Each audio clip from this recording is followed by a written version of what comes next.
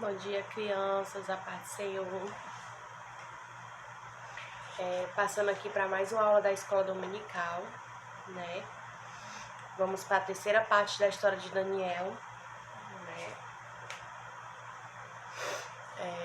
Vai ter só mais uma parte da história de Daniel e aí encerra a história de Daniel e vamos para a história de Ezequiel, certo? Próximo domingo ainda vai ser online, certo? Porque não vai ter escola bíblica, só a partir do outro domingo. Então, ainda vai ter essa aula, vai ter a próxima, certo? Aí depois vai ser presencial, tá bom? Em nome de Jesus, tá bom? Próximo domingo à noite nós vamos estar no nosso culto da família, na nossa igreja. Mas só o culto à noite, não vai ter a escola bíblica pela manhã. A escola bíblica vai permanecer online no próximo domingo e só no outro que vai ser presencial, certo? Então vamos lá para mais uma aula. Vamos falar sobre explicar o sonho, né? Que Nabucodonosor teve um outro sonho. A gente falou desse outro sonho aula passada. Vimos como foi que ele sonhou com uma árvore muito grande, com raízes muito fortes. E ali ele viu um anjo mandando cortar a árvore e prender suas raízes, né? E a gente vai ver a interpretação desse sonho. Daniel falando para Nabucodonosor a interpretação do sonho. Depois, banquete de Belsazar e letras na parede, certo? Gente, como eu falei para vocês, Nabucodonosor teve outro sonho. E ali, Daniel foi chamado na presença de Nabucodonosor para interpretar esse sonho. Ele, Nabucodonosor, contou o sonho a Daniel. E Daniel ficou muito perturbado ao ouvir o sonho, né, que o rei contou, por pesar a interpretação, porque ele já sabia o que aquilo significava, né? Então Daniel falou para ele assim: meu senhor, quem dera o sonho fosse sobre seus inimigos. A árvore é você mesmo. Deus vai lhe expulsar do convívio dos homens, e você irá comer o alimento dos animais do campo. O orvalho do céu te molhará até que se cumpra 7 tempos, né? Caso com isso você irá reconhecer que há apenas um Deus nesse mundo e que não há ninguém mais poderoso do que ele. O governo das nações ele dá a quem deseja dar. Então, gente, a árvore era Nabucodonosor e ela seria cortada, ia ser banida do governo. Nabucodonosor ia ser banido, né? Ele ia perder o juízo e foi assim que aconteceu. Nabucodonosor perdeu o juízo, ficou louco e ali foi expulso e banido do reinado, né?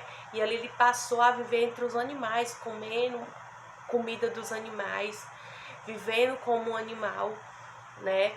E ali depois desses 7 tempos, que como Daniel interpretou, a sanidade de Nabucodonosor voltou, né? A sanidade dele voltou e ali ele voltou a reinar.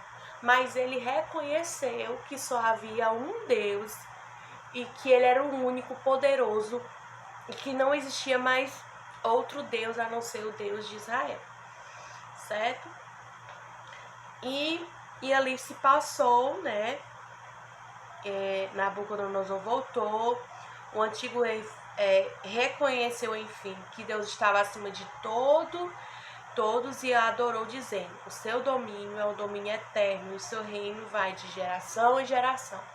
Então ele declarou oficialmente que o Senhor de Davi era o único rei verdadeiro, né? Porque, como eu falei para vocês, Nabucodonosor era um rei que adorava vários deuses, era um deus para cada coisa. Era o deus do sol, era o deus da terra, era o deus da água, era o deus do mar, era o deus dos animais, era o deus disso, deus daquilo. Mas ele aqui acabou reconhecendo que só existe um Deus. E esse Deus é acima de todos os outros, né? E que o domínio do mundo, da humanidade, está sobre ele, né?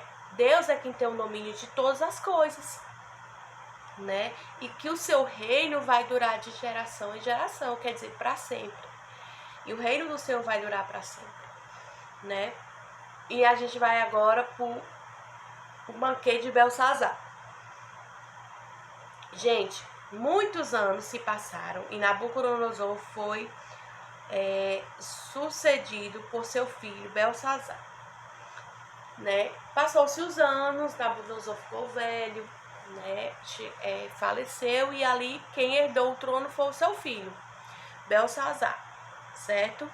E Belsazar preparou um banquete e, depois de ter tomado muito vinho, mandou que os seus servos trouxessem as taças de ouro que Nabucodonosor havia trazido do templo de Jerusalém. As taças foram trazidas e todos os convidados reais, as mulheres, as concubinas e os amigos do rei beberam nelas, louvando a seus próprios deuses. Um erro muito grande. Mas enquanto bebiam, olha aí, primeiro erro. Nabucodonosor, quando invadiu Jerusalém, roubou todos os pertences que estavam no templo de Salomão, certo? Roubaram todos os itens que tinha lá, taças, a Arca da Aliança, tudo que tinha dentro do templo, né? Tudo que fazia o templo funcionar, que era, como a gente viu, era a mesa do incenso, a mesa dos pães, o candelabro. Entre todos os itens ele levou e guardou em algum lugar. E nessa festa, no meio do banquete, tudo, Belsazar muito bêbado, né? Ele tinha bebido muitos vinhos, já estava bêbado. E ali lembrou dessas taças. Com certeza essas taças eram todas de ouro, né? Todas revestidas de ouro, muito bonitas. E ele se lembrou dessa taça e disse: não, eu vou beber na taça que meu pai trouxe lá do templo de Jerusalém. E, gente, tudo que é no templo é consagrado ao Senhor. Nós sabemos disso. Tudo que há no templo é consagrado ao Senhor. E tudo que é consagrado ao Senhor é para o Senhor. Não é para a minha vontade. Não é para satisfazer os meus desejos da minha carne. Não. Tudo que está diante do Senhor é dele e é para a sua adoração. Para a sua adoração e exaltação. Então, como eu já expliquei aqui para vocês em outros vídeos de outras aulas, quando um pastor ele compra algo novo, um instrumento novo para a igreja, algo novo para a igreja, ele consagra, ele ora, consagrando aquilo ali para a obra do Senhor. Então, se eu, com más intenções, pego o microfone, levo para minha casa, ou levo a caixa de som da igreja, ou levo o instrumento da igreja para minha casa e fico tocando ou louvando hinos que não sejam de adoração a Deus, pode me trazer consequências. Por quê?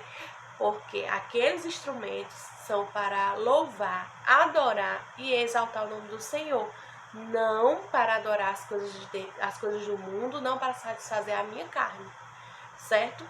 Do mesmo jeito, eu usando no templo, mas de maneira incorreta, certo? Como aconteceu várias vezes, já expliquei para vocês, vários acontecimentos da Bíblia, em que pessoas estavam no templo, eram responsáveis por aquilo, mas fizeram da maneira errada, certo? Lembrando dos filhos de Arão. Os filhos de Arão morreram porque levaram fogo estranho para o altar e não podiam. Eles tinham que pegar um fogo que já estava dentro do templo, não o que estava fora. E eles pegaram o fogo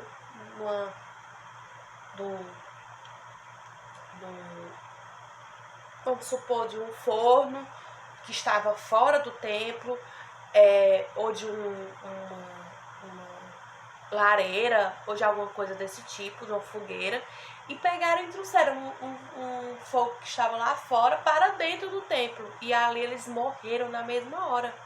Por quê? Eles tinham acesso? Tinham. Eles eram sacerdotes, eles tinham acesso. E não usaram da maneira correta, não da maneira como Deus determinou, certo? Da mesma maneira. Por exemplo, hoje a gente não tem esse ritual como antigamente, mas a gente também tem que entrar na casa do Senhor de mãos limpas. Como assim, tia Thaís? Nós temos que ir na presença do Senhor, né, de maneira correta, de maneira mais consagrada possível, mais limpa possível. Como assim, tia Thaís? Eu sou pecador, você também é pecador. Mas qual é a diferença? Eu ir com meu coração sincero diante de Deus, me arrependendo pelos meus pecados e sabendo que eu estou errado, e me humilhar e pedir perdão pelo meu Senhor, antes de qualquer outra atividade. Mas o que acontece? Muitos homens de Deus estão pecando, estão, vamos supor, traindo sua mulher, ou em roubando o dinheiro da igreja, ou fazendo outro tipo de coisa, ou assassinaram, mataram, ou fazendo qualquer tipo de pecado extremamente, com consequência extremamente grande. O que acontece? Eles vão para a igreja como se nada tivesse acontecido, na maior cara de pau, pega o microfone, louva, prega e por aí faz. E depois as consequências vão vir em relação a isso. E o pecado de ter pegado no microfone e ter pregado às vezes é maior do que o pecado que ele está cometendo. Por quê? Porque ele está enganando a igreja, né? Porque a igreja não sabe, mas Deus sabe. Então ele está enganando os fiéis, está enganando a igreja, está pensando que está enganando a Deus, ainda pega numa coisa que é consagrada ao Senhor, que é para adoração do Senhor, e usa de maneira errada.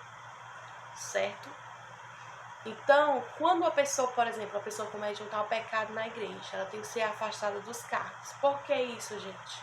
Porque ela não pode continuar servindo a Deus, usando as coisas da igreja, sem se arrepender primeiro dos seus pecados. Então, preciso primeiro me arrepender, me consertar, deixar o pecado de lado, para poder servir a Deus da melhor maneira possível. Certo? Que eu não posso enviar a Deus de qualquer maneira, gente, de qualquer jeito. Eu tenho que ser exemplo para os outros, e também eu tenho que transmitir seriedade, amor, dedicação. E como é que eu vou mostrar isso? Por exemplo, o meu vizinho sabe que eu vivo falando palavrão. Não é exemplo. A irmã ali vive falando palavrão, mas quando chega na igreja louvando, pega no microfone, louva a Deus, entra no mistério, fala línguas estranhas, mas dentro de casa vive falando palavrão. Eu tô dando exemplo? Não, gente, eu não tô dando exemplo. Que exemplo de santidade eu tô tendo? Nenhum. Da mesma maneira, você é criança, você tem que dar exemplo para que os seus colegas, os seus familiares, os seus vizinhos possam entender o tamanho do amor de Deus para a sua vida. Um exemplo, aquela irmã fala a palavra feita. Depois que ela aceitou Jesus, ela não fala mais. Eles vão ver como Deus transformou a sua vida. Então, nós temos que dar exemplo. Nas menores atitudes, a gente tem que dar exemplo ao Senhor de tudo que vamos fazer. Certo? Então, Belsazar fez esse banquete e foi tomar o vinho nas taças que Nabucodonosor tinha trazido do templo de Jerusalém. E com certeza essas taças eram consagradas ao Senhor. Mas quando bebiam, de repente apareceu dedos de mão humanas e escrevia na parede. Você já imaginou o desespero? Olha, chega a me arrepiar. Deus me livre. Tu já imaginou? Tu tá aqui com teus amigos, festejando. De repente aparece uma mão do nada e começa a escrever na parede uma palavra que tu não entende, que tu não sabe decifrar. Tu já imaginou o tamanho do desespero que esse povo ficou quando viu essa mão? Tipo um monte de fantasma escrevendo na parede. Doido. Aí o rei ficou logo assustado. O povo que estava ali festejando ficou logo assustado. Foi tudo embora. Né? O rei ficou extremamente assustado e pálido e tremia de medo. Não tem como não, gente. Não tem como não se tremer de medo. Entendeu?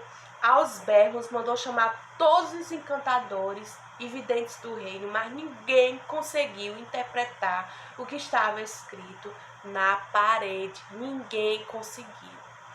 Ainda mais desespero para o rei. Diante disso, Belsazar ficou ainda mais atemorizado.